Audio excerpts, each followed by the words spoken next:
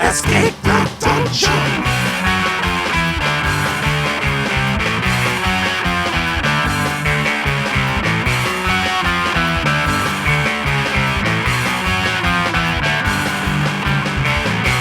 Hello, everybody. This is Escape the Dungeon, the podcast where we ask you to join us as we explore the world beyond the world's oldest role-playing game. My name is Mike Cripps, and I will be your master of ceremonies, and I am joined by 4 mystifying players. Zach Brass. Ooh, mystifying. I like that.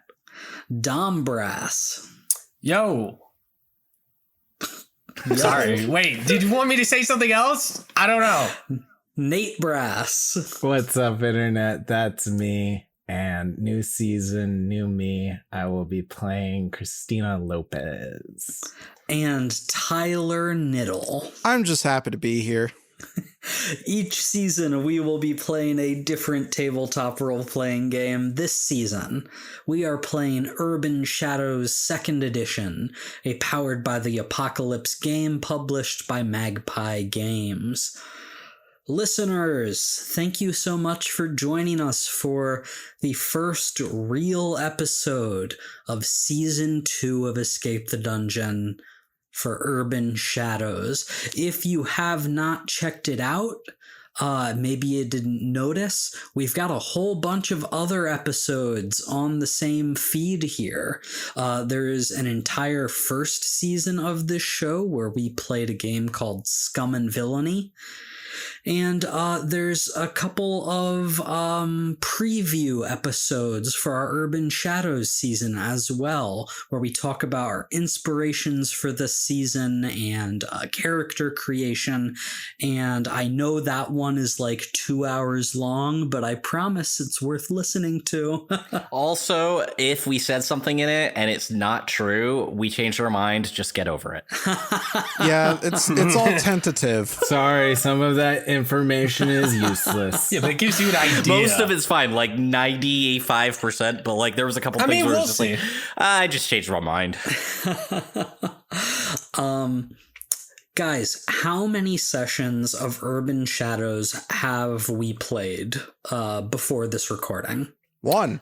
Like half? I would say half. I don't think it counts as like a full session. That's probably a better approximation. Yeah, I would say like half a session. But it was good. I was enjoying, and genuinely little bummed we can't go back to that. I was like, oh, we were like getting to this really cool little like thing. Yeah, we were just getting started. My point here being that we are learning this game as we go. That is like the thesis of this podcast. The 5 of us have been playing tabletop role-playing games for close to 10 years now, and we really like playing new games and learning new games, but part of that does mean that we are going to make some mistakes. We're going to get some things wrong. I'm going to change some things if I don't super like, particulars as they are written in the rules, but we are going to do our best to play the game the way it's supposed to be played, following the rules as written. And we're really gonna try to give you guys a real at the table feeling. We're gonna play this game like we would play any of our home games. Totally. I just remember that, like, the one rule about tabletop RPGs is you don't have to follow all of the rules. Like, it's whatever your group wants to do. Hey, that is like the first thing written in every, what is an RPG chapter? It's like, only follow the rules you want to follow. But we are gonna take this game seriously. We're still gonna have like fun and goof around a little bit, but Urban Shadows is a game about contemporary settings in the real world and adding dark magic and monsters to that place. And this season is going to be about a story that takes place in the city of Las Vegas. Boo. Vegas, baby! Yeah, you know. We've talked a little bit about our thoughts on this and our ideas on this in our preview episode. So again, feel free to check those out if you haven't already. We're going to get started in our game pretty soon here. We're going to jump into it.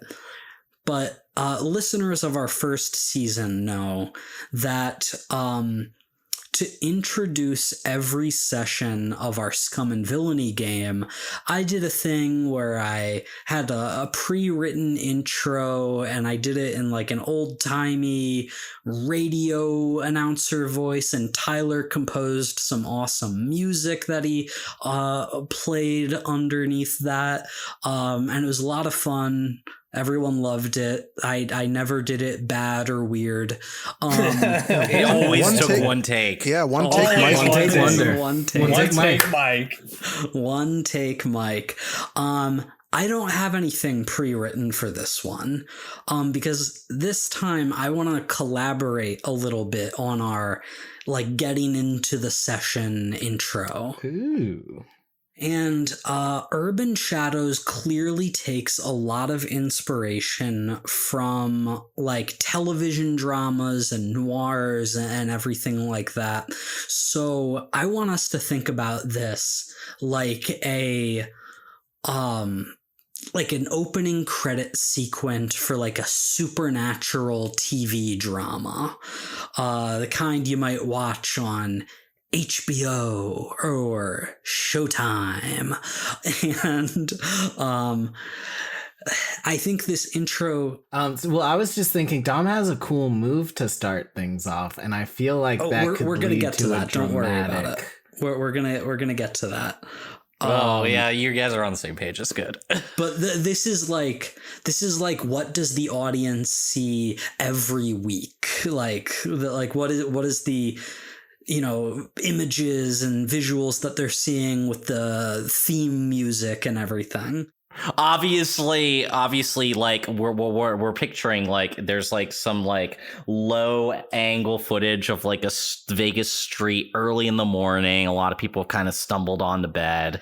Oh and yeah, and it's that hyper sped up footage, and so you watch the people walking by super fast, and the sun rises high into the sky and then sets into darkness, and as darkness takes over the street, the neon lights mix with smoke to create this spooky glowing visual that then fades to black, and Urban Shadows appears in the logo text, and from there we see 4 characters get introduced in little iconic vignettes that show us who these characters are, doing something super integral to their identity, but only in a 3 to 4 second clip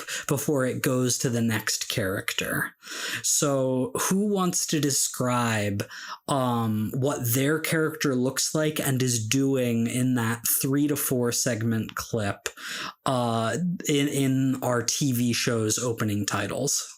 Bobby Bristol dressed in a Hawaiian button-up halfway shirt. It's buttoned down halfway. He's wearing cargo shorts, and he's got 2 spray paint cans, and he's painting on just some building, just some random building. Just spraying a bunch of stuff, creating a bunch of stuff, and the smoke rises, and you see the shadow of a wolf behind him. Ooh, super cool. And so this image of Bobby spray painting and the wolf's shadow, dissolves into smoke, and we cut to the next character. Yeah, you see like a flash, and it like zooms out at like a the fire from a lighter lighting a cigarette, as you see somebody walking down the streets in a big leather jacket with a sword on their back. And this figure fades into smoke as well, and we cut to our third character. Yeah, you see Chris Lopez, a like Mexican American woman in her mid-20s, wearing like a scruffy suit in like this small little like magic library, like with like a magic orb just glowing and showing different scenes of what's going to happen later in the episode. Very good. And this image of Chris fades into smoke as well. And then we see our fourth character. The shot cuts to the door of a tow truck opening, and Dale Tillman stepping out in some blue mechanic overalls, carrying a big old wrench over his shoulder with a cigarette in his mouth. And he looks at the camera and he winks. And Dale winking fades into smoke as well. And then, like, we think that the screen is just in total blackness, but then, like, something crawls across the screen from the side. And you see it is a single housefly rubbing its gross little hands together like flies do, sort of right into the lens of the camera. Nice. And then the fly flies off. They always look like they're scheming something, Yeah, dude. I just watched that episode of Breaking Bad. And of course, our awesome theme music plays under all of that. It's a little big band, a little noir, maybe a touch of desert twang. Genuinely the best thing you've ever heard. Yes. We've discussed how hard this song fucks in private. I still haven't written it, but yeah, but trust me, it's gonna fuck. The clock is ticking, Tyler. Yeah, I know. Oh, no, dude, you got this. This is easy. You've got like a month-ish. Yeah, well, as Modest Mouse would sing, the years go fast, but the days go slow. No, I hear that. Okay, let's jump into our game, boys. I guess let's start right with some gameplay mechanics, because that is the first thing that is going to happen. The vast majority of the actions that you guys will take in this game are called moves. There's a lot of different kinds of moves. Your playbooks, the like classes that you chose, provide you with some unique ones, and every single move is, or the vast majority of moves, I'll say, are determined by a roll of 2 6-sided dice plus a modifier. But Dom, your playbook comes with a special move, a special die roll that, is explicitly supposed to happen at the start of the very first session. So, I have an ability, comes with the territory. If you are actively patrolling your territory when time passes, or at the start of the game, roll blood on a 10 plus your okay, and then it has different effects based on what I roll. So let me roll this. Yeah, so go ahead and roll and add your blood modifier, which is a representation of your character's like physical strength and capabilities. Rolling 2d6s plus 1. That's an 8. All right, that's not bad. So on any of these kind of rolls, typically a 7 or higher is a hit or a success.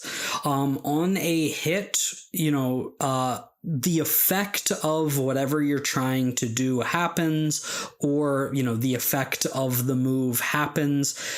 Sometimes with a 7 to 9, that will be a partial hit, and so there might be a cost or consequence related to that success. So that is the general mechanics overview. We'll talk about that more as we play. But Dom, tell me, what does an 8 mean for right now? On a 7 to 9, one of your troubles surfaces, your choice, along with an opportunity to address it. So with my territory, I have a bunch of troubles. One of those is going to surface, but I have an opportunity to address that at this point. So the troubles that I have... Well, let's pause for 1 second, Dom. I would like you to describe Bobby walking around his territory, what that looks like, and what sort of trouble you run into. I want you to set the scene for me. Is he like a stroller or like a Spider-Man, 2 figures are sneaking out the back of a casino and making their way into their car. They're driving down the street and coming through into Bobby Bristol's territory. And how do we know, like, as the audience, how do we know that this is Bobby's territory? So what you start to see, you see all the glitz and the glamour of the streets starts to fade. And there's colors, but it's all different paintings on all the buildings. And the neon signs are less bright here than the rest of the city. And as they come through, Bobby has been tracking these guys for a while. They've been transferring something into his part of town. And he's finally gotten to the point where he's marked their car and he's able to keep an eye on them. And he's at this night is alerted to their presence. So what does Bobby do? I think Bobby's straight up, he's going to werewolf out and chase their car. Bobby's going to werewolf out and chase their car. It's time to do some Batman stuff, dude. First action in the game, Bobby werewolfs out. Let's go, dude. I love it. So Bobby, as you start running after these guys who are bringing something illicit into your territory, you look up at the sky and you see that the moon is not quite full. Which means that wolfing out is not going to be as easy as it would be if it were full. Did you take something that lets you like wolf out more often or easier? I don't have like a special ability, if that's what you're asking. Yeah, that is what I'm asking. I am going to just be using Let It Out. I have like no limit to my transformation and stuff like that, but no, I don't have a special ability that lets me just do it without the moon's presence, unless I just let it out. So you're going to need to roll for this to see if you can wolf out or not. And here's the thing. You mentioned Let It Out. Let It Out is a special move. I didn't think we would be getting to immediately in this game, but I'm here for it. Every playbook has like a list of like 4 or so things that are special to that playbook that you can unleash when you need to. You can let it out. But here's the thing, there is a consequence to that, because every time you let it out, you mark a point of corruption. Now, corruption's not necessarily a bad thing. You mark enough points of corruption, you get a corruption advancement. In a way, it's like a special type of experience point. but you'd gain too much corruption. Well, maybe you start losing yourself a little bit. So is Bobby willing to maybe lose himself just a little bit to get these guys? Nah, Bobby's got this. He'll just get a little bit corrupted. It's not a big deal. Yeah, right off the bat. So then, if you do want to let it out and turn into a wolf, then I'm going to need you to roll 2d6 and add your spirit modifier. All right, my spirit modifier is 2. That's a 12. Let's go, dude. All right. So when you let it out, on a hit, which a 12 is a hit, you mark corruption and activate the ability. I will then tell you how the effect is costly, limited, or unstable.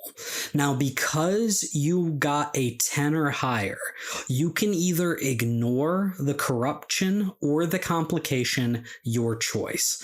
So Bobby starts to wolf out, but I think the beast is almost a little too much in this moment. You start to lose your rational thought. And Bobby, you realize that if you wolf out completely, you might kill these guys. Ooh, okay, so I can... Man. Ooh, Okay, already? but I'm wolfing out, so my choice is either I get the corruption or I might kill these guys. Well, the trade-off is if I kill them, I'll have to mark corruption. But it's a roll of the dice this way. I kind of figure, right? Literally. Well, yeah, I feel you're right. I just think yeah. it also just seems more fun, right? So it could definitely cause some issues, but I'm just really hoping it won't. So let's say since it's the first one, let's ignore the corruption. There's plenty more corruption to go around. No, this could be traumatic. Don't laugh. Yeah, you got 5 ticks. You're good. Seriously, my character won't be happy if he kills them. Okay, but I am going to ignore the corruption. Okay. So what does your wolf form look like as you fully embrace it? So I think what happens is, in the nature of the corruption, he takes a small little Ziploc bag out of his pocket, pulls out a small little blunt type thing, and smokes this weird cigarette thing. And you see the smoke building. One of his paint cans, he drops a spray paint can on the ground.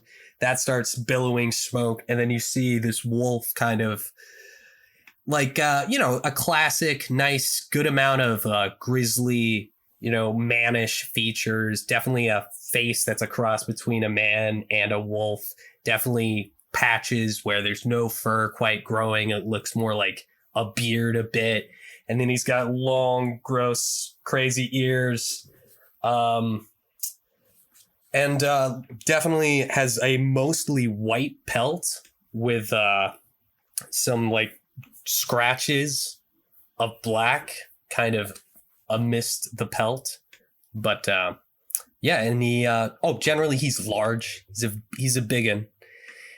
And he looks I think beautiful. I think he looks beautiful. And so you start chasing after these guys in your wolf form, and you are quickly on top of their car.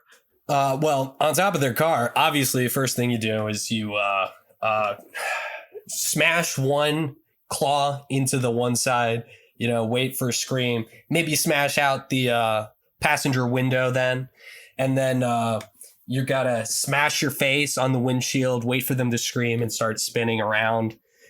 And then I kind of jump on the hood, and I'm just gonna smash down on the hood and try to just destroy the engine.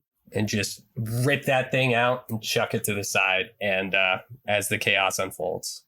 Damn. This sounds like a move called Turn to Violence.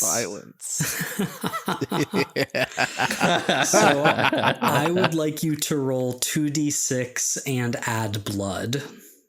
And you are going to get +1 ongoing to your blood rolls as part of the consequence of your let it out, which means that for this scene, you get to add an additional +1 to anything that is related to your blood score. But you are going to take a -1 ongoing to anything mind related. Sick. Okay. That's going to be fun. I got this. All right. This is going to work well. Rolling. So that's a +2 for my thing for the listeners. I rolled an 11. Oh, man. We're killing these rolls, boys. We're killing these rolls. Using up all the good ones. On an 11, you inflict harm as you described, and your opposition, these two guys, get to choose one of these options. They inflict harm on you, they put you in a bad spot, or they create an opening to flee. Now, because you got a 10 or higher, you can also choose one of these additional options.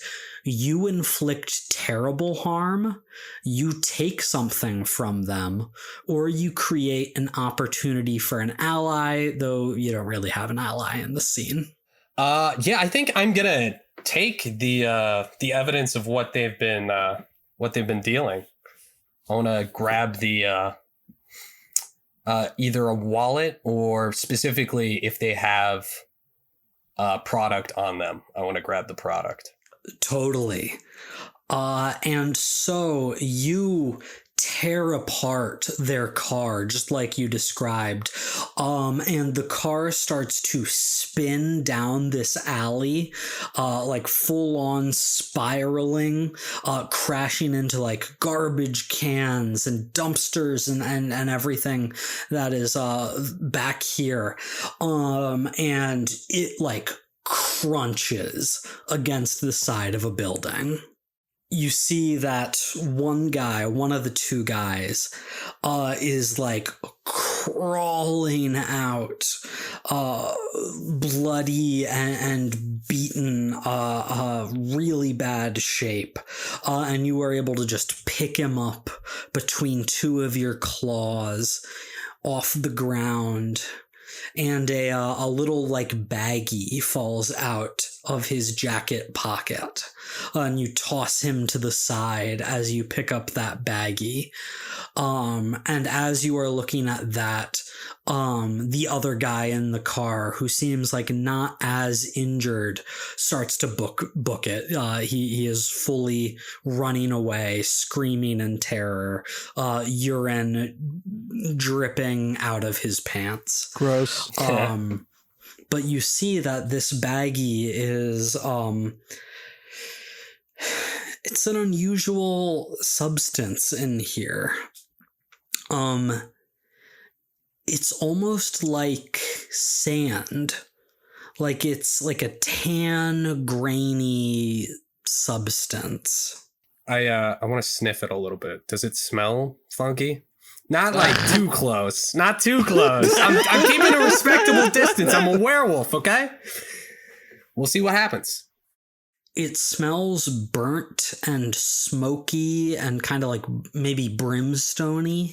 Yeah, sort of that rotten egg smell. Do you knows anything about demons? I do know somebody who knows things about demons, but maybe I should check in with Chris first. I don't know. I'm gonna shoot a text to Chris. Well, you are a full wolf right now. Werewolf right now. That is a good point. Voice to text. Voice to text. No, I think my clothes and stuff disappear when I turn into a wolf. It's that kind of werewolf. Oh, okay. So Cool. And so when you do like start to slowly morph back, the guy that crawled out is like fully unconscious, and in super bad shape, you see. Oh shit. Yeah, I gotta help him. do you like have your clothes and stuff, or is this like a fully nude werewolf situation? I was gonna do like a shifter werewolf where I get to keep my stuff. I thought I use this smoke and stuff, so it's like, look, it's very mystical. Isn't that cool? I can be naked if you think mechanically it's essential. He's got Hulk pants on. Yeah, at the very least, I would like Hulk pants. At the very least, you can have Hulk pants. And so as you are sort of evaluating this situation, you just hear like an impressed whistle from down the other end of the alley. Oh, shit. Whoa, Bobby, is that you? Yeah, who's asking? And you see stepping out of the alley, like late 30s man, Hispanic, very well dressed in a hip corporate way. Like he's got a really expensive band t-shirt on, underneath like a blazer, and like super tight jeans. So badass. You know this to be Hector, a guy you know from the marketing firm that has helped you out before. Oh. Hey, how's it going, man? I gotta get this guy to hospital or something. He's been dealing. Is he human? The guy? Hector, yes, he is. No, fully sorry, human. Hector is fully human. The guy that's crawling on the ground, bleeding to death. Yeah, also seems human. Yeah, I gotta save this guy. Actually, you kind of hit me at a bad time. I'm sort of busy. I don't know if you have a car or something that could help out. Yeah, I got a car, but I've been walking around. I've been looking for you, Bobby, and I figured I'd walk around your territory a little. It's only a matter of time before I run into you. Gotta admit, I didn't think it was gonna be like this, but I guess what should I expect with a wolf, huh? Hey, Hector, man, I'm just, taking care of shit. I gotta take care of shit on my block. All right. So no, yeah, I'm just cleaning up the streets, man. No, please, I'm not trying to criticize you. I'm a fan of your work, in more ways than one. No, I know, Hector. Sorry, is there something I can help you with? Yeah, and you know what? I can help you out with this, since clearly you need some help. But yeah, there is something that you can help me out with. All right, cool. All right, let's do it. And he like scratches his chin a little bit, and he says, "Bobby, do you remember that mess with you and your aunt and the casino?" Yeah, I know. Yeah, I think it's time I cash in that favor. All right. Yeah. No, we're good. What's what you need, man? Let's get this guy in the car on the way to the hospital, and we'll talk business. Yeah. Bum, bum, bum. Fuck yeah, man. And from there, I want to jump over to Ezra. Ezra, who I'm going to say is in your patron Azriel's preferred meeting place. I imagine this is like a pretty swanky place. I don't know if you think it's like the back room of a nightclub, or like an office space, like a private office in a skyscraper. What do you think? Where do you think you would meet Azriel when he wanted to meet with you? Oh, it's they've got a special room for him at his favorite restaurant. Totally. You go to this like nice restaurant, but also probably not too nice. Like it's like a TV chef's restaurant. You know what I mean? Totally. It's that kind of vibe. He's probably really actually genuinely torn up inside that this is the best he's got. He says this is his favorite. This is the best place that would give him a private room. And so you walk back to the private room at this restaurant, and you just see like the back of a leather chair, like not facing you, but you know that Azrael is sitting in this chair, and there's just like some smoke drifting up lazily from the other side of the chair where he's sitting. And a single, like, well manicured hand rises up from behind the chair to, like, greet you and invite you into the room. And you see already sitting there is another one of your patron's servants, Josh. I see you got company, huh? I walk on over to, I assume there's another seat there. Yeah, there's another seat. It's not as good as Josh's, but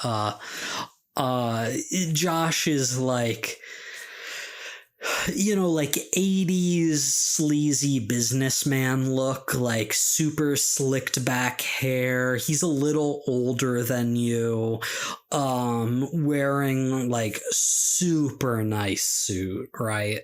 Yeah, totally. I'm not. I'm wearing a leather jacket. Mm-hmm. And a very plain t-shirt with some jeans. And I probably have like a big gaudy pair of headphones like around my neck most of the time. And I obviously wear sunglasses. Normally I have a toothpick. Oh my god. Like that I'm chewing on. Mm-hmm. And yes, finally I forgot. How could I forget? When I'm outside, I wear a fedora, but I'm a goddamn gentleman, so I always take it off inside. I hate you so much. I imagine there's like constantly music blasting out of your headphones too, even when they're just around your neck. Yes. What kind of music? Paramore. You know what? It definitely changed. Probably metal. Yeah. I'm picturing but like new metal. Yeah. For sure. For sure. So you walk in and Josh is like, he pops his collar and does that, like, he does like a lot of head thrusts when he talks, you know what I mean? And he's like, hey Ezra, nice of you to stop by. So cool. Yeah, sure. I like kind of jump like over the like back of the chair, like into the chair, and like kind of like dramatically like kind of lay my like legs on the front of Azrael's desk when I sit down. Anyway, what you brought us here for, boss? And Josh sort of like looks over his mirrored sunglasses at you before he pushes them back up and turns his attention to Azrael as well. And Azrael does not turn to face you. Instead, he speaks, and when he speaks, that puff of smoke gets larger. Josh, Ezra, thank you both for coming. Something has come to my attention. Something that I would like looked into further. The question I must answer. The conundrum I must unconundrum. So stupid. Is which of my 2 most loyal servants do I wish to send and look into this for me? I'm like very obviously making faces and rolling my eyes to like the back of his head. And he probably knows it, but like he can't see it. Hey, boss, Ezra's doing that thing again where he's making fun of you as you talk. Oh! Why are you making stuff up, man? I don't know. Like, you just like are that much of a suck up. You're just gonna like lie and make things up. I just like, why do you even keep this guy around, man? Like, he's not even that good at his job. But you might as well just give the job to me anyway. Look, we've decided. Josh, you can skedaddle. You might as well leave. You're not getting the job. You really telling me, Josh King, to skedaddle? Hey, Josh, there's a smudge on your glasses. It looks ridiculous. Enough bickering. Let's see. Who should I send? How about we decide with a game? Wouldn't that be fun? What kind of game? We're in Las Vegas, my dear boy. There are so many games to play. What is your favorite, Ezra? Does this one involve a sword? I'm pretty good at sword throwing. Josh, what is your favorite game? Boss, you know I love blackjack. Oh! You would. Sword throwing, blackjack. How boring. No, let's play something a little interesting. Russian roulette. Nice, dude. Yeah, let's get this Ezra guy out of here. Right? Just immediately kills Ezra. Yeah, just kill off a character in episode 1. How about we do 6 bullets? King, you can start. I know what to play. Bingo. And one of the waiters of the restaurant just walks over and puts a very sharp steak knife on the table. Oh, I know what you're gonna play. Oh. Well, knives are kind of like swords. I like where this is going. Is it that thing where you stab in between your fingers, whatever that's called? Yes, it is. I was just knew looking over. I fucking the knew name. it. I forget what it's I called. did, yeah, for sure.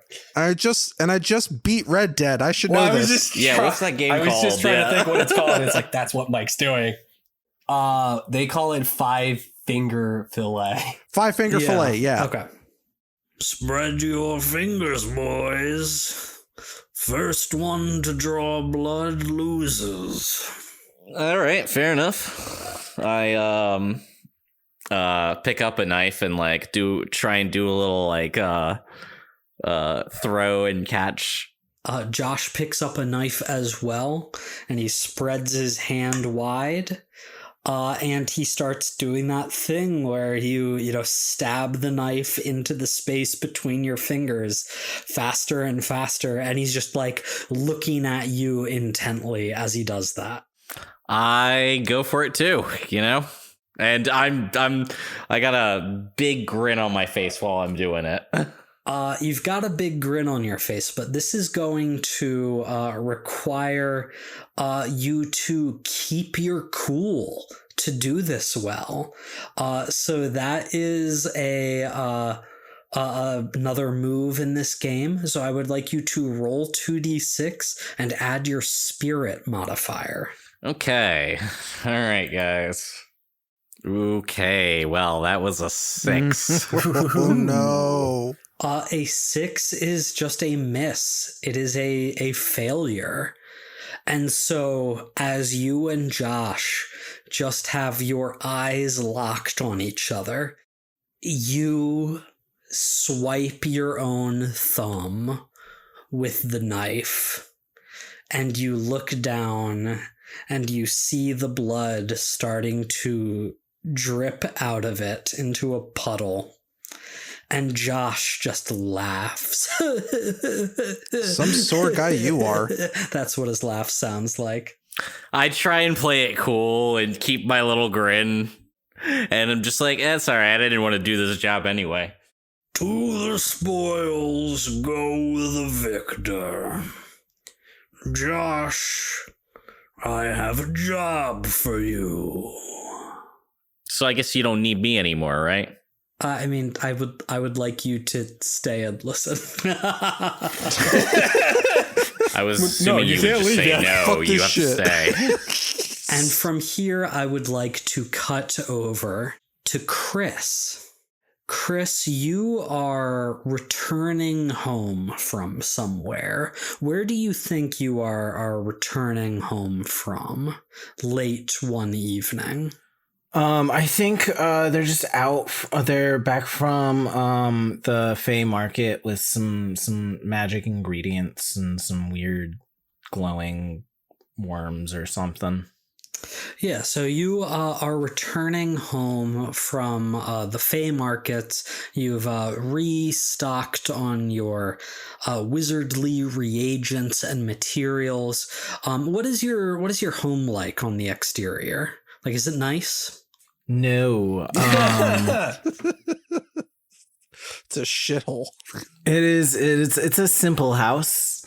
Mm-hmm. Like I think a small, like 2-story with like a magical basement, because basements aren't real over there, but because of magic. Yeah, so you return to your humble home, but you see that there is a like super nice car parked in front of your house. Well, it's definitely not Bobby's. Oof. Okay. And when you walk into your home, you see sitting in the living room, of course, the smiling face of your ward Celeste.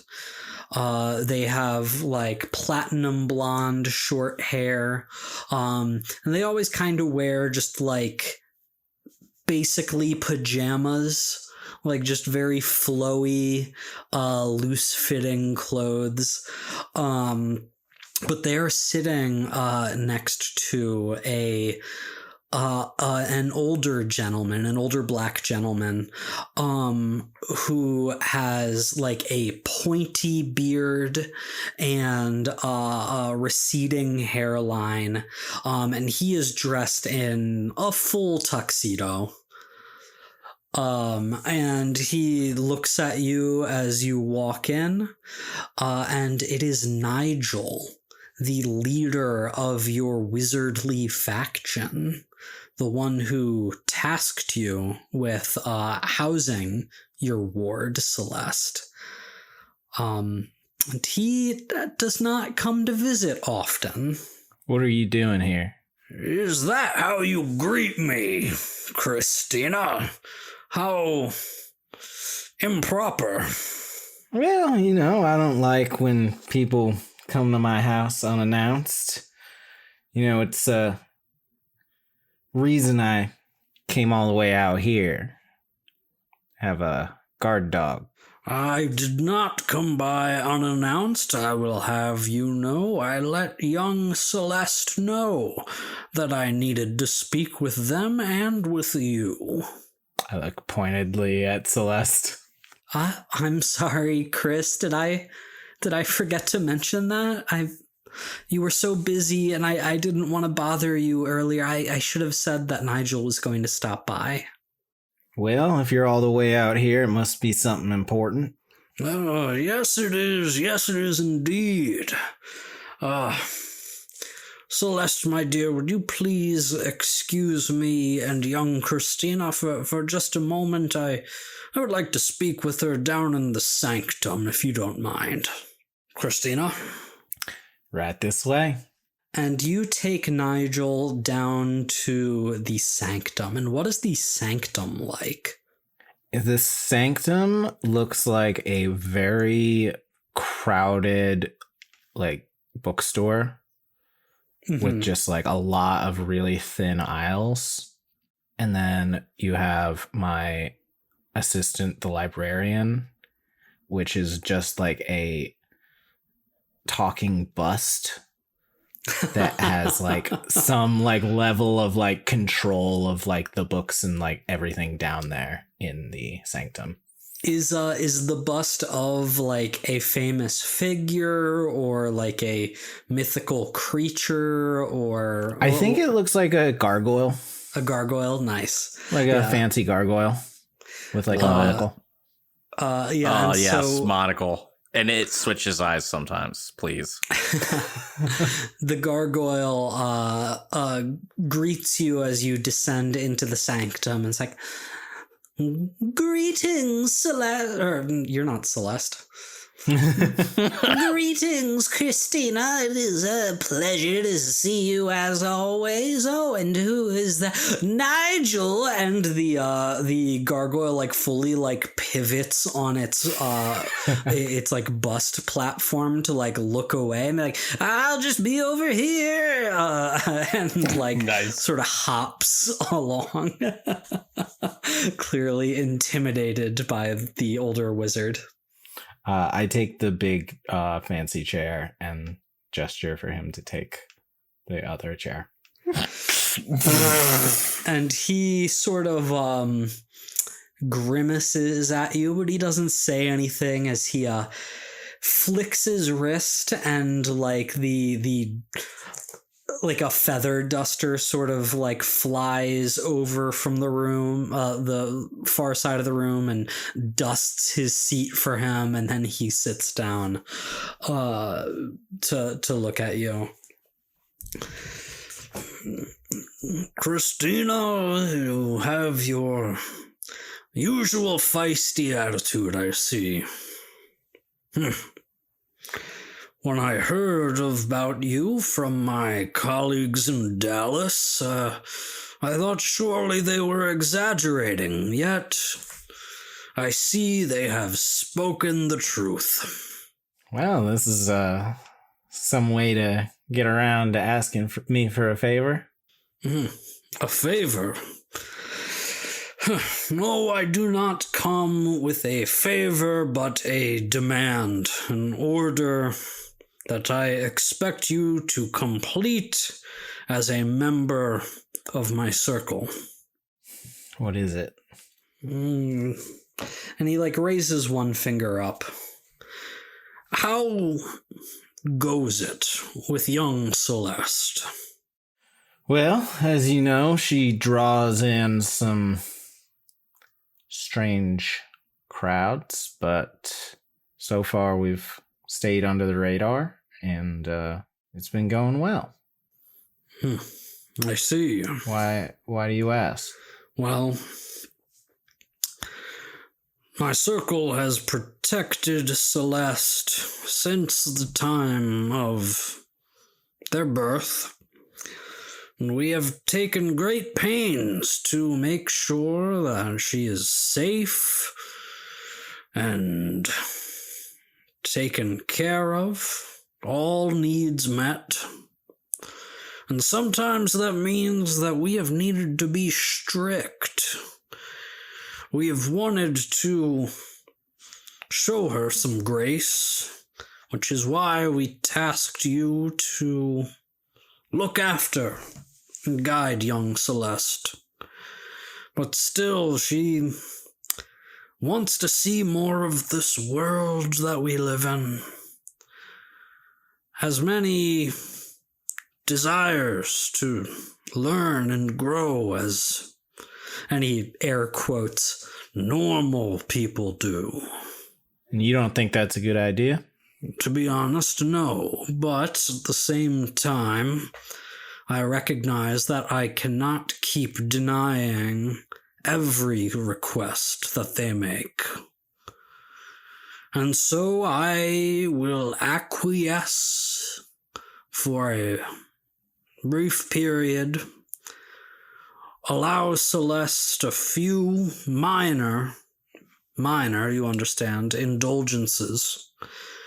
But I need you to be there to keep an eye on things, to make sure that safety and security remains the top priority over anything else. Do you understand? Yes, sir. That's why you hired me. Indeed. So here is what I need you to do. And from there, we're going to jump over to Dale. Dale, it is late one evening. You have finished a shift with your tow truck company. Your boss has finally let you off the hook and relax for once. No calls from your ex-wife or your parents. Thank God. Yeah, it is a calm, nice night. And you are at a bar with a buddy of yours. Your buddy Kurt. What kind of bar do you think you and Kurt like to go to on a night like this? Kurt and I like to go to something more towards the outskirts of Las Vegas proper. The kind of bar that, wherever you live, has a classic sort of dive feel. But of course, this is Vegas, so there's a couple of digital slot machines tucked away in the corner. Oh, for, definitely. Those folks who need their fix. And of course, it's a smoking allowed bar because you can fucking smoke everywhere in Las Vegas. Smoking allowed bars in Vegas. Yeah. No, there aren't, and it's one of the reasons I hate Las Vegas. Anyway, just everything smells like cigarettes. God damn it. Yeah, it's terrible. And so, Dale, you are at the bar first. You're at this dive bar first. But you don't have to wait too long before Kurt, this like lanky older guy, walks in, and he sits down at the bar next to you. He's got like a big prominent Adam's apple that sort of like bounces when he sits down. And he's just like, Dale? Kurt? How's it going? Not too shabby. Just got off the shift. I hear that. And he like raises two fingers, and the bartender walks over and gives you guys your two drinks of choice. Dale, a beer guy, a whiskey guy? He drinks his lagers. Lagers, yeah, two lagers right in front of you guys. And you mostly just like, I think, sit in a comfortable silence for a little bit. We're watching the Raiders. Yeah. Well, actually, I didn't say this earlier. It is mid-March. Oh shit! I don't watch the NFL anymore. Do they play in March? I know MLS is in March. No.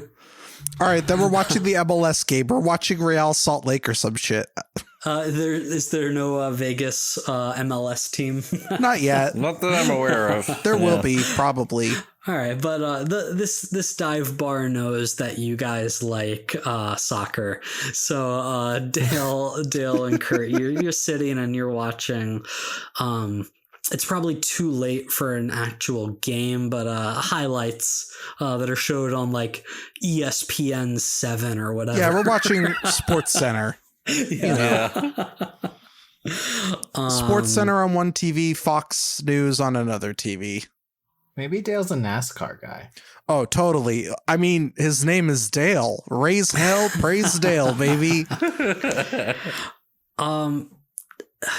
There's something a little off that you can you can feel. Like, Kurt's never like the most talkative guy, but he's really not saying much. Maybe you're starting to think that there's something wrong. And if you would like to maybe figure out what's going on, you can try to figure someone out as a move. Do you think Dale wants to figure out Kurt? Kurt, what's eating you, man? It's nothing. It's nothing. Oh God! Doesn't even matter if I had a. Do you have? Well, what? Oh yeah, it doesn't really. Because that's spirit, or no, not spirit. That's mind. Heart. That's a -1 to mind. Oh, mind. Okay, so that's a 2. Yeah, that's a 2, baby. Ooh,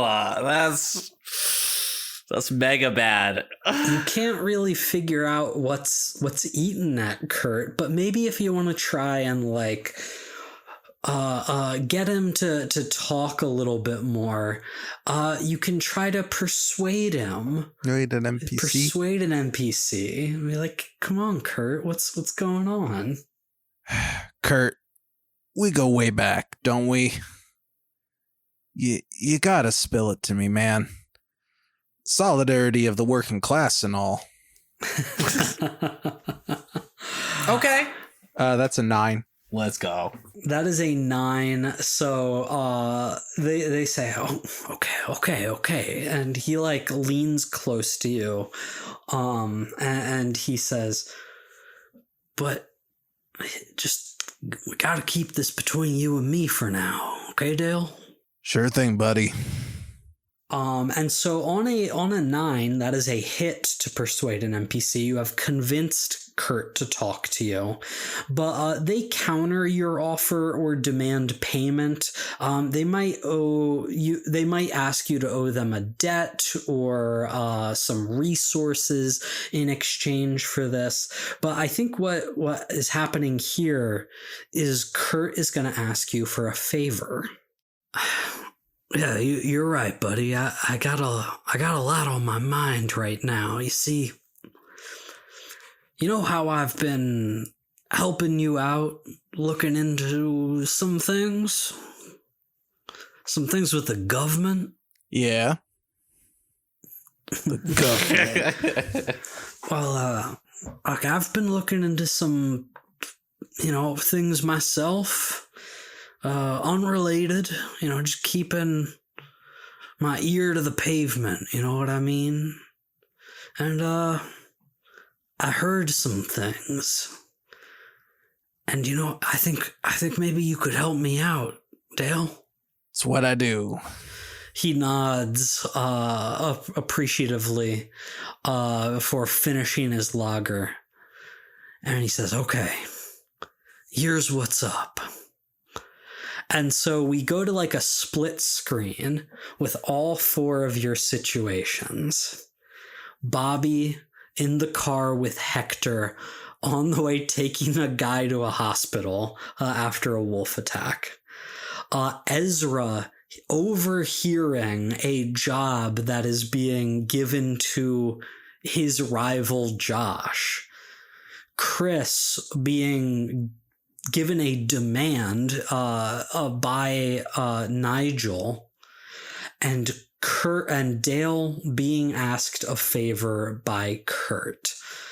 And in all 4 of these situations, the wording might be slightly different. There will be slightly different specifics, but you guys are told that tomorrow is the spring solstice, and therefore the birthday of a Fey princeling in the court of spring, and that there is going to be an absolutely crazy birthday party. How old are they turning? Yes. Nice. Okay. Cool. Makes sense. Hector is asking Bobby, cashing in that favor, to find your way into this birthday party. People know you. people like your art to find your way into this birthday party and just casually name drop Hector and his firm, in conversation, particularly with some of the fairies of the Spring Court. And Hector says, yeah, you know what? If I'm being honest, it's just things are a little tight with the firm right now. I'm under a little bit of pressure. I really need to bring in some new clients.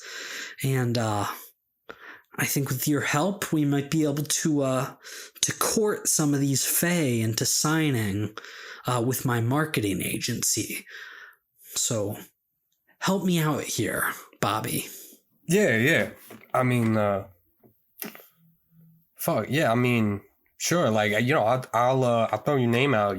That's all I'm asking. That's all I need. Just, don't make it too obvious. Don't make it too overt. It's got to seem like real and casual, or else you're gonna scare them away.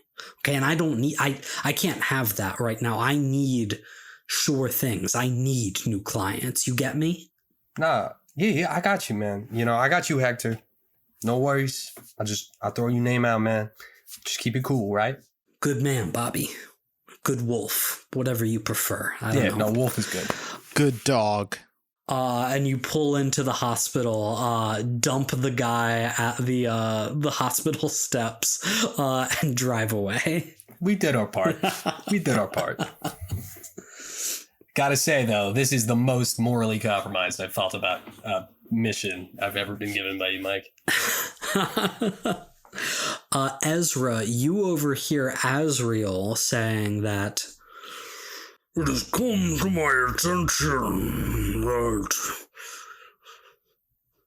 this party will have quite the guest list. I need to know everyone who attends. Do you understand, Josh? And Josh is like, I won't let you down, boss. There's nobody who can do a better job at going to a party and clocking everybody who's there and putting together a guest list than Josh King. That's what the streets are saying. And he gives you a wink, Ezra, and walks out of the room, leaving you alone with Azrael. You know he's gonna fuck this up, right? Maybe. As Azrael laughs, just smoke billows out from the other side of the chair. And we cut to Christina as Nigel explains, somehow Celeste has received an invitation to this party, and they desperately wish to attend. I have said no too many times. And so in order to keep Celeste satisfied, so that we can continue the more important goal of keeping them safe, I have decided to grant permission, provided you chaperone Christina. There's bound to be quite a lot of dangerous people at that party. Almost certainly, yes. I pull out my phone and text a group chat of Celeste, Bobby, and Dale. And just say, we're going to a party. Fuck you, Ezra. And then I pause for a second and I text Ezra, do you need a job? And we cut back to the bar where Kurt whispers to Dale, so I've been hearing that there's a thing going down, a shindig, tomorrow night. Some fairies having a big party, and look, I can't tell you how I heard this. I can't tell you that it's a sure thing, but I got a bad feeling about this, Dale. something's gonna go down. Maybe a power play, maybe nothing, I don't know, but Dale, I know you got friends, or I don't know, at least friends of friends that have an in with the wild. You gotta be there, man. You gotta be there, and you gotta keep your eyes open. Dale downs the rest of half of a pint remaining in his glass and goes, "Don't worry. No one's gonna pull any red wedding shit on my watch." Let's go, dude. Let's go, dude. And, in a short order, everyone gets that text from Christina, making it apparent that she has also heard about this party that's going down. But she asked Ezra, "You need a job." So Ezra, how do you respond to that? I said a question mark back. I'm looking for muscle. You free whatever date they said. It would be tomorrow. You free tomorrow night? Yeah, I probably just say yes. If I didn't get invited to the party. If he's not going to send me his backup. No explicit order given. You are free to make your own choices, Ezra. All right. Well, I'll just I'll arrange a meetup with Chris. Yeah. So you guys make your plans. You maybe meet up. Does anyone have anything they think they specifically do to prepare for a birthday party? Well, we have to get a birthday present. Sure. I mean, there's going to be a lot. I don't know her, directly. I got this like a side invite. I'm just there to. I think it was a prince. Or prince. My bad. I don't know. Well, I don't want to assume. Anyway, I don't know them directly, so I figure, I'm just there to add to the crowd. I'm just an extra person. Like, hey, look how many people showed up. All right, I'll get like a drink, like a wine or something. Yeah, get a bottle of wine. Easy enough for you to do. Anyone trying to do anything real extravagant? Just wondering. I buy an extra pack of cigarettes in case people try and bum them. So we jump to the next night. Do you guys go as a group? Do you arrive separately? What's the arrangement here? I think we should arrive separately, just to not draw too much attention to our association with one another. Yeah. Just maybe we catch eyes at this party when we arrive.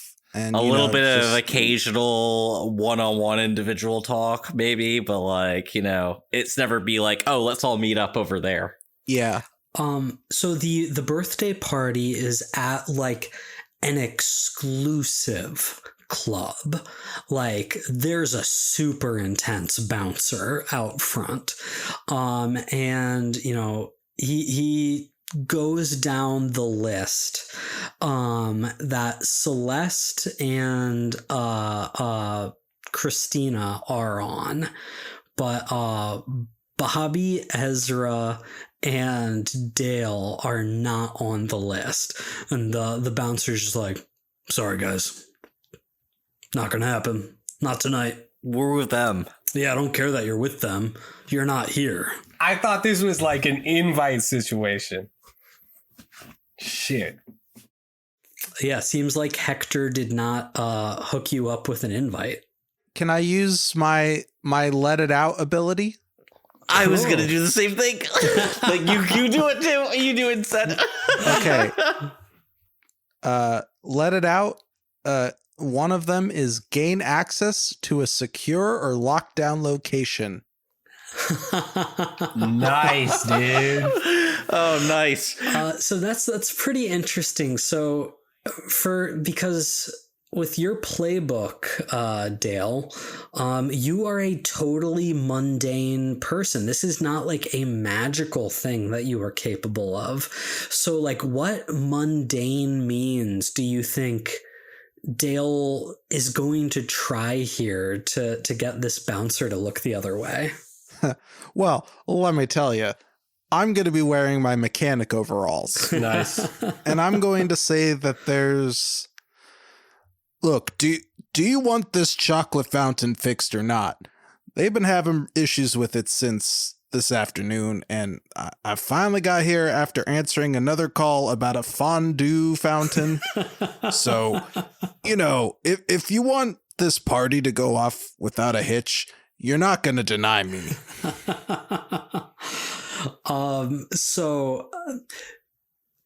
I really like that, Tyler. I'm gonna give you a choice here because like you do have this playbook specific thing to let it out and gain access to a place that you shouldn't have access to. You could also just try a basic move of mislead, distract, and trick. Couldn't I persuade an NPC instead of distract or trick? Because I am persuading them technically, and I roll heart with that, which I'm better with than fucking mind. Yeah, unfortunately, no. So this is a game where you do whatever action is the thing you are doing. Fuck. And you are not persuading with seductions, promises, or threats. You are misleading, distracting, or tricking someone, which would be a mind-based roll. Now, you said you're not very good with mind. No, I have a -1. If you want to do the let it out instead, you can. Let it out, dude. Let it out. Giving you an option. Let it out. Does that mark corruption? Or yes, it does. Okay. But you could crit like I did. I could crit like you do, but if I crit like you do, then, Well, you're not going to kill someone. That's not your thing.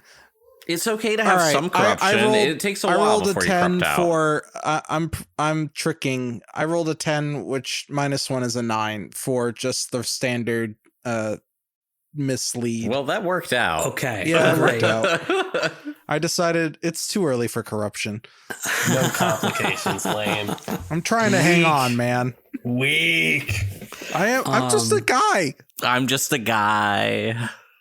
So on a 9, that is a hit. That is a good hit. So you get to pick 2 of these options. You create an opportunity, you expose a weakness or flaw, you confuse them for some time, or you avoid further entanglement. I'm going to avoid any further entanglement. Yeah, absolutely. And I'm assuming also creating an opportunity for the rest of the guys to get in. And so you are able to talk about the chocolate fountain, and the bouncer like sort of scrunches his nose and he's like, "Nah, Terry, not again. You aren't losing another job because you stopped a chocolate fountain repair guy. No, not again." And he's like, "Go on in, man. Do whatever you want to do in there." All right. And I'd like to make an opportunity to like find a side door to let everyone else in discreetly if I can. Oh, totally. Yeah, I think that works. So yeah, you make your way inside. You find a fire exit in the back of the room that you are able to open and allow Ezra and Bobby to walk in. And so everyone is in this super exclusive club. The music is thumping so loud that you can like barely hear yourselves think. It is packed with just the most beautiful people that you have ever seen in your life. Some human, some that you guys know at a glance are not human. You can see some like fanged smiles of vampires dancing on the floor. You see a spectral figure of a ghost like floating through a wall to the like VIP section, and you see the guest of honor, the Fey princeling of the Court of Spring. He is a lithe young man in appearance, blonde hair that is like almost green. Like it's got this greenish quality tied back in like a loose ponytail. He is shirtless and wearing like the tightest, shiniest black leather pants as he is just like dancing his heart out, like at the top of a of like an elevated area in the club, and like all eyes are on him for the most part. This is my kind of party. You guys are at the party. Celeste is just like wide-eyed, staring at it all. And they turn to you, Christina, and take you by the hand, and they stare at you with like big, shiny silver eyes, and they're like, "Can we dance?" Well, that's why we're here. And Celeste just smiles wide and pulls Christina onto the dance floor. Yeah, I just want to say, I think Celeste is wearing like a way over the top, poofy, sparkly dress. And Christina looks like uncomfortably dressed in a very elegant dress. Clearly was forced to wear it by Celeste. You're not getting into that party in jeans. Yeah, I'm just busting through this rave in my Carhartts. I think I got shorts that look like they're newspapers, but they're shorts. Oh, okay. From the Lucky Brand Jean Co., I bet. Yes, I don't know what that is, but yes, for sure. And Ezra's wearing his fedora, I'm assuming. Obviously. No, No, he's but he inside. takes it off when he's inside. Yeah, no, he takes it off when he's inside. But he still wears the sunglasses. He just occasionally sees a bright light. That's it. He's got like glowing demon eyes. It's fine. What do the rest of you do? I've got my kit with me, and in this instance, my kit is a tool bag, right? Yeah. I'd like to go around to points of interest, such as the chocolate fountain, but also the bar. First, the bar. Oh, well, I'm here for business, not for pleasure. I'm not drinking.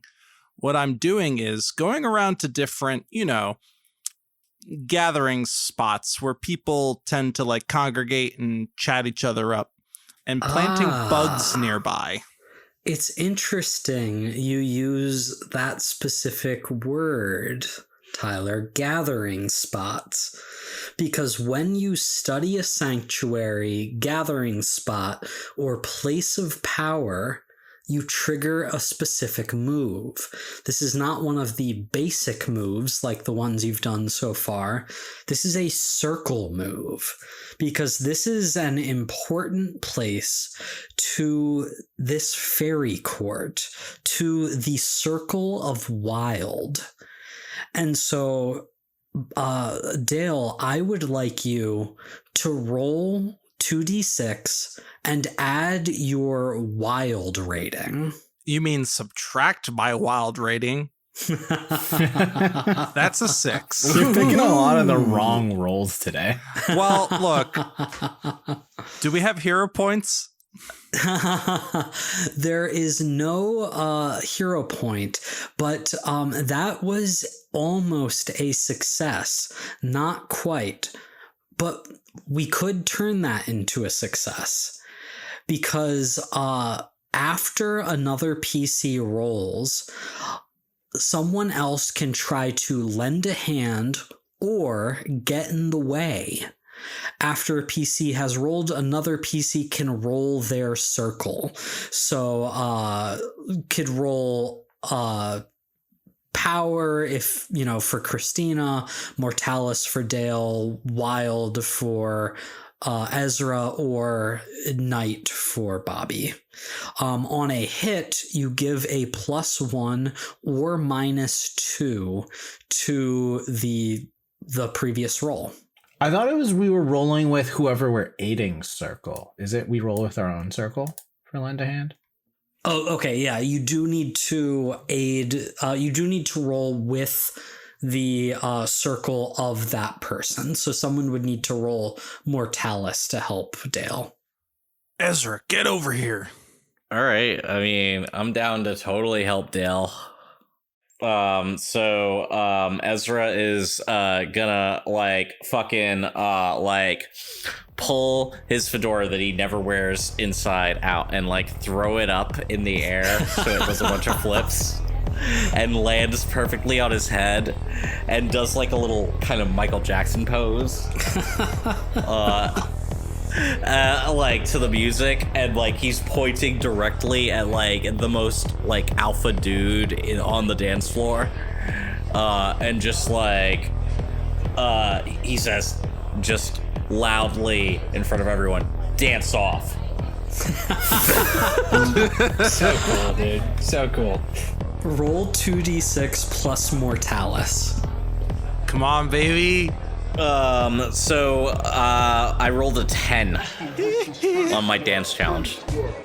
Okay, so that means you get to give a +1 to Dale's attempt to bug this place, and you avoid exposing yourself to danger, entanglement, or cost, which you would have had on a 7 to 9. So great. So yeah, this alpha dude, like you said, who's like, "Hey, you trying to dance off with me?" God fucking damn it! Vin Diesel Balboas. Did you hear me stutter? What is he, a fish man? No, this is set in the real world. It's straight up Sylvester Stallone.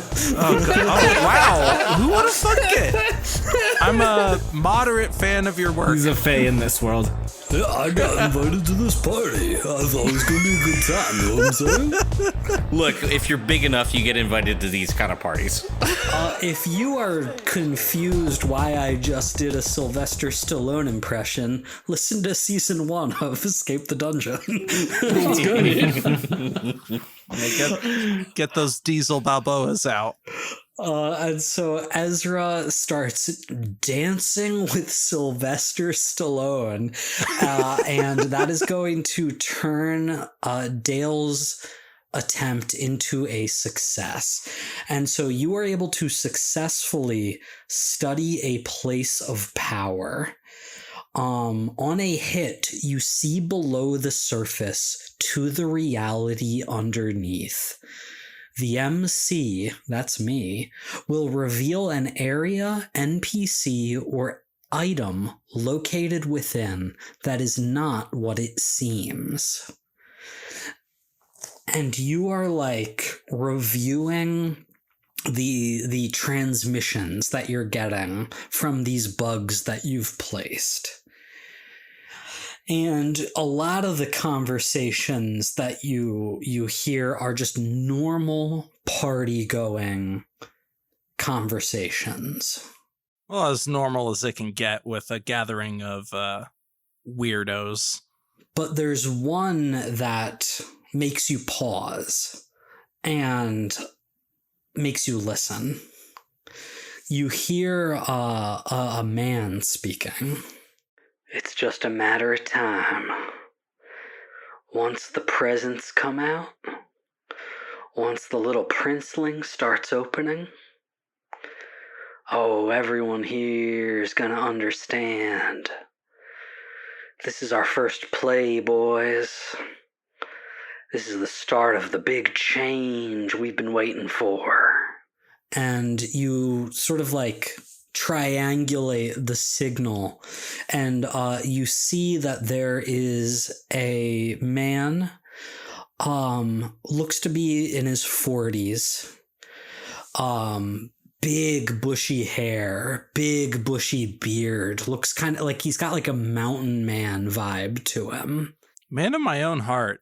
He's scrawny. Oh, never mind. And he's wearing all white. He's wearing like white jeans and a white, too large denim jacket that is open, and he's not wearing a shirt underneath. I'm just picturing Zach Galifianakis. But like lanky. But like on crack. Oh, well then I'm picturing skin and probably bones. Christian Bale. Yeah. If Christian Bale was playing like a mountain man, that's what he looks like. Yeah, you see this guy, and he's having some weird cryptic conversation. Do I know this person? Would I know them by recognition? Put a name to a face. That is another move that you could make. You can try to see if you know who this is. Roll 2d6 plus Mortalis. Oh, Mortalis, huh? All right. Well, here goes nothing. Oh. That's an 11. That's a hit. You know their reputation, and on a 10 plus, you've dealt with them before. Learn something interesting and useful about them, or they owe you a debt. Your choice. Let's go. Oh, they totally owe me a debt. You know that this person is a man named Moose Calhoun. And he is the leader of a faction called the Sons of Earthly Filth. They are a doomsday cult and militia that in the past few years has taken root here in Vegas. This motherfucker right here. And so Moose Calhoun owes Dale a debt. Why do you think that is? Doomsday cult, huh? Well, given what I know about doomsday cults, Jesus Christ, we could go as extreme as what was that Japanese cult that set off the sarin gas in the public transport? Shinrikyo. Knowing what I know about those guys, I totally made the appearance of helping this guy build / maintain some kind of terroristic weapon. Oh my God. Whether that be it's no, but hear me out. It's more like Doc Brown in Back to the Future, where he ripped off plutonium from the Libyans and he gave them a bomb filled with used pinball machine parts. It's more like that. Well, then he wouldn't owe you a debt. You know what I mean? Like if you ripped him off. But he doesn't know that I ripped him off. It was a subtle ripoff. Okay, I'm into that. Yeah. I'm into that. Yeah. He thought that you were doing him a favor. You weren't, and he hasn't figured that out yet. And so, as you are listening in to Moose's conversation, he looks across the room and he spots you, Dale, and he gives you a big, gap-toothed smile and a wink. And then you hear the princeling, the Prince of Spring, who has finished his dance, and the music in the club starts to fade lower, and somebody hands the prince a microphone, and the prince is like, okay, I think it's time to start celebrating my birthday for real. And the entire crowd cheers in approval, and he says, and the best way to do that is to start opening presents. Come on, bring them out. And a bunch of people start pushing forward these carts of presents. And the prince hops off the elevated platform that he was on, and he walks over and he carefully picks out a very small box from among the pile of presents. And he looks at the crowd and he says, I always say, start small and big. And the entire crowd erupts in laughter. And so he opens this very small box that looks like it might be a ring box. And when he opens it, a single housefly flies out of it. The prince looks confused, and he looks up to the crowd as if about to ask, like, what was that? And he sort of like coughs. Oh, fuck. God damn it. I was trying to prevent this. Yeah, right? With a cough, more flies start buzzing out of his mouth. And with each cough, bigger and bigger clouds of flies emerge from his mouth, his throat, his chest, until he is on the floor, wheezing and coughing. And flies fill the room, flying and biting at the crowd. And that is the first episode of our Urban Shadows campaign. Tune in next time for more Escape the Dungeon.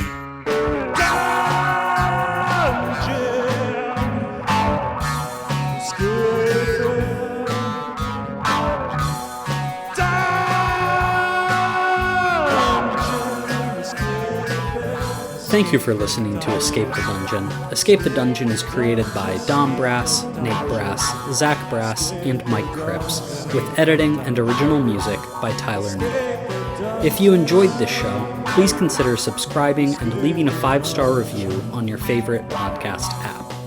To find us on social media, go to escapethedungeonpod.com.